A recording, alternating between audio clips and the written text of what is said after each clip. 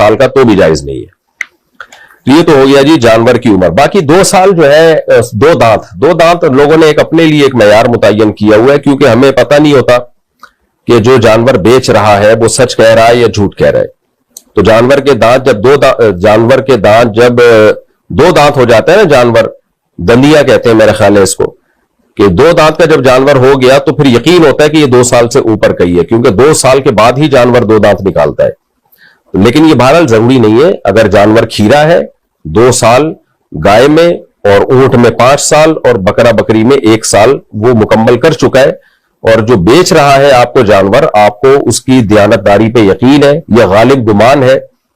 वो कहता है भाई, कसम उठा के कह देता है यार ये मैं अल्लाह की कसम उठा के कहता हूं कि ये 2 साल का हो चुका है, और आपको उसकी बात पे यकीन आ जाता है, तो भी आप कुर्बानी कर सकते हैं।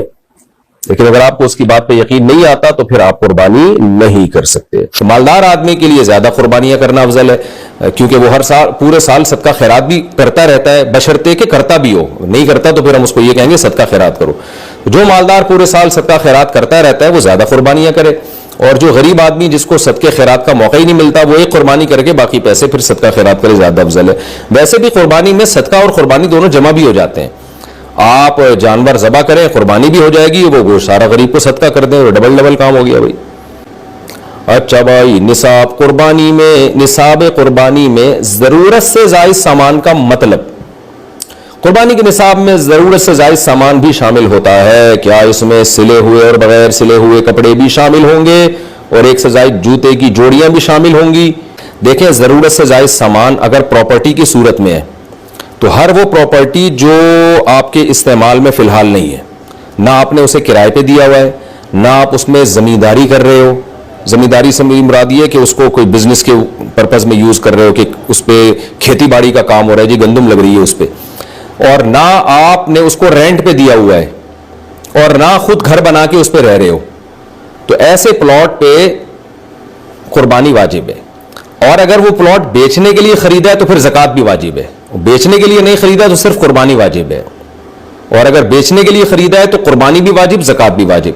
तो वो प्लॉट या वो प्रॉपर्टी जो यूज में ना हो आपके, ये नहीं है कि पूरे साल यूज में ना हो, ये नहीं, बकरीद के अय्याम में अगर यूज में नहीं है तो उस पर भी आप पर कुर्बानी वाजिब है। बाकी जो घर में रोजमर्रा इस्तेमाल की चीजें होते हैं, जूते, बर्तन, मोबाइल, गाड़ी, तो इनमें उसूल याद रखें, पूरे साल जो चीज इस्तेमाल नहीं होती वो जरूरत से जायज समझी जाएगी, उसकी वैल्यू लगाई जाएगी।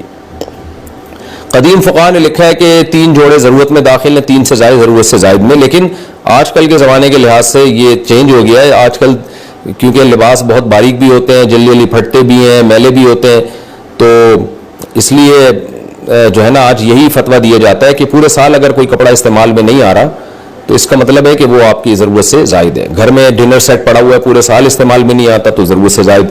किताबें रखी हुई हैं, इस्तेमाल में ही नहीं है, भाई लेके रखी हुई हैं, पूरे साल पड़ी रहती हैं, तो वो भी ज़रूरत से ज़ायद में आएंगी।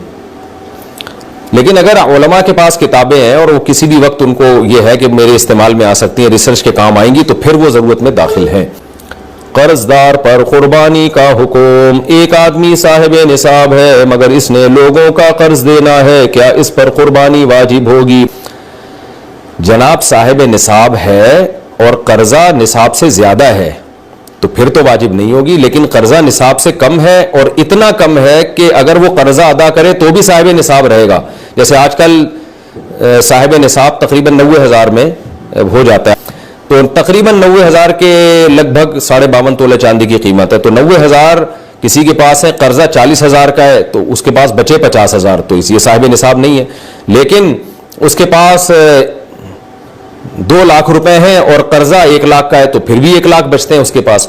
तो अगर कर्जा माइनस करके भी वो साहिब निसाब है तो कुर्बानी वाजिब है, कर्जा माइनस करके साहिब निसाब नहीं है तो फिर उस पर कुर्बानी वाजिब नहीं है।